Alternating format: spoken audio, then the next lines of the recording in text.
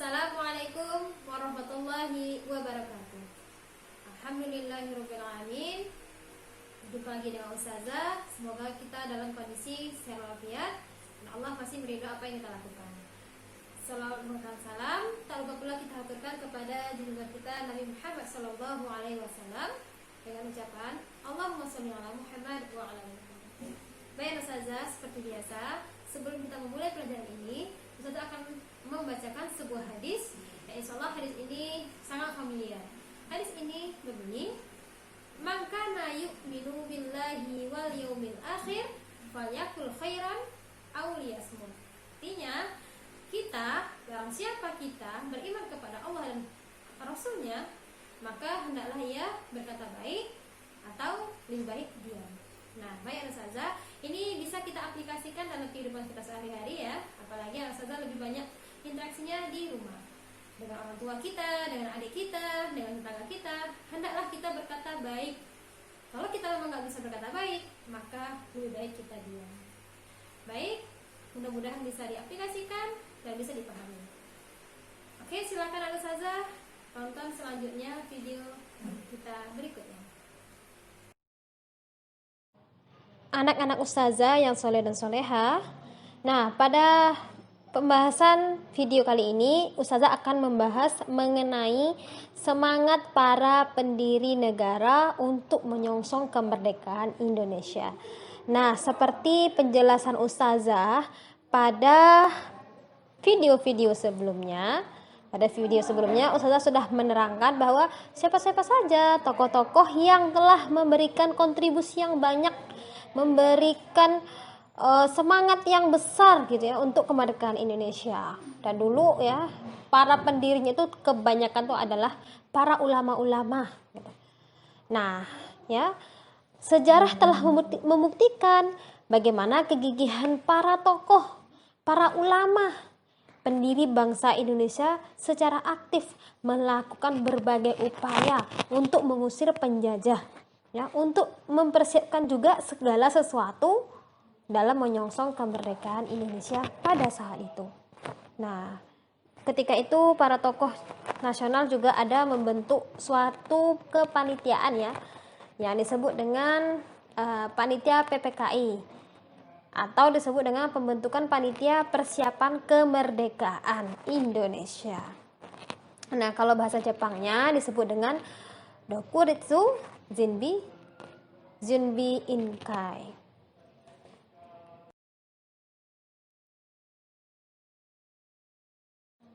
Baiklah, apa itu vacuum of power? Pernah dengar kata-kata ini? Nah, vacuum of power itu adalah kekosongan kekuasaan.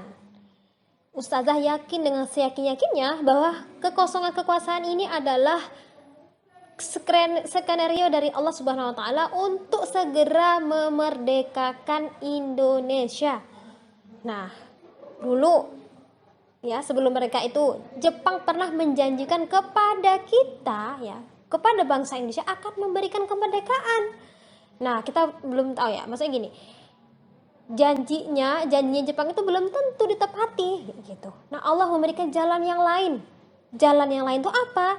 Yaitu terjadinya peristiwa dijatuhkan bom atom di Hiroshima dan Nagasaki. Dan itu pada bulan Agustus ya, pada 6 Agustus kalau di Hiroshima. Kalau di Nagasakinya itu pada tanggal 9 Agustus. Nah, ketika itu apa yang terjadi? Akibatnya apa? Akibat kedua bom tersebut ya, Jepang kemudian menyerah tanpa syarat kepada sekutu pada tanggal 15 Agustus 1945. Nah, saat itulah Indonesia terjadi vacuum of power.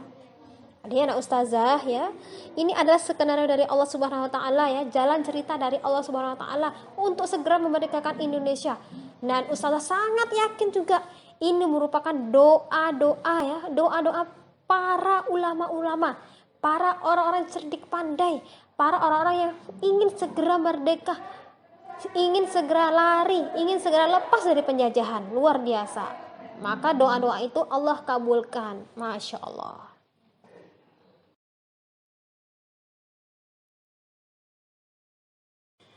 Nah, Ustazah, kita masih membahas mengenai vacuum of power atau kekosongan kekuasaan.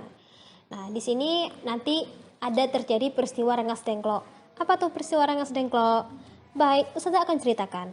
Nah, kekosongan kekuasaan yang terjadi di Indonesia setelah Jepang menyerah kalah kepada sekutunya dulu Amerika.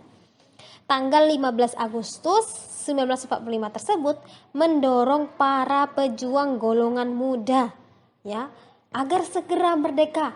Karena para pemuda itu mengetahui itu sinyal dari Allah Subhanahu wa taala.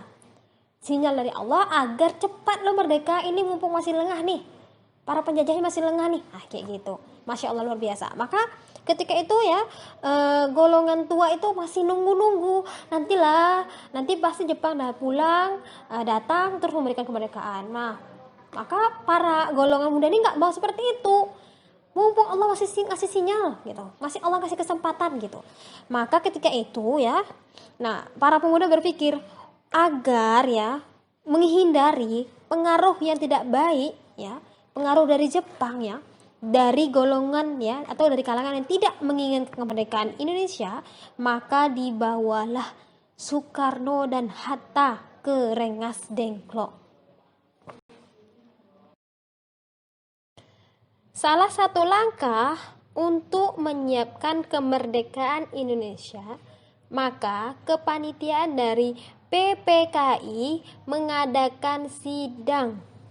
Nah, sidang itu menghasilkan 3 poin-poin besar. Yang pertama yaitu menetapkan Undang-Undang Dasar sebagai dasar negara. Yang kedua, menetapkan presiden dan wakil presiden. Yang ketiga, membentuk KNIP atau disebut dengan Komisi Nasional Indonesia Pusat yang diketuai oleh Kasman Singodimedjo. Nah, dari penjelasan Ustazah ya, yang panjang lebar di slide-slide sebelumnya, Ustazah sudah menjelaskan ya, menjabarkan bagaimana peristiwa awal-awalnya sebelum Indonesia merdeka dan setelah Indonesia merdeka. Nah, pada akhirnya kita dapat menyimpulkan bagaimana sikap para pendiri negara Indonesia ini. Nah, baik, Ustazah paparkan. Ada beberapa sikap, sebenarnya ini belum semuanya. Sebenarnya masih banyak lagi, tapi secara garis besarnya seperti itu. Yang pertama tuh kerja keras. Jadi mereka itu memang siang malam berpikir bagaimana ya segera Indonesia merdeka, bagaimana ya. Nah, mereka memiliki jiwa kerja keras, rela berkorban. Mereka tuh rela bahkan menyerahkan nyawa mereka untuk ya agar segera merdeka. Bahkan mereka itu berada di garda terdepan ya untuk memerangi para penjajah.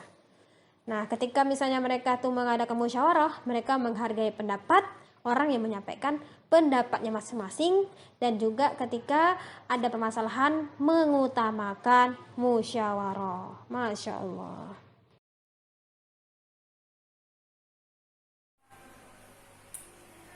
Demikianlah tadi penjelasan video materi kita pada hari ini.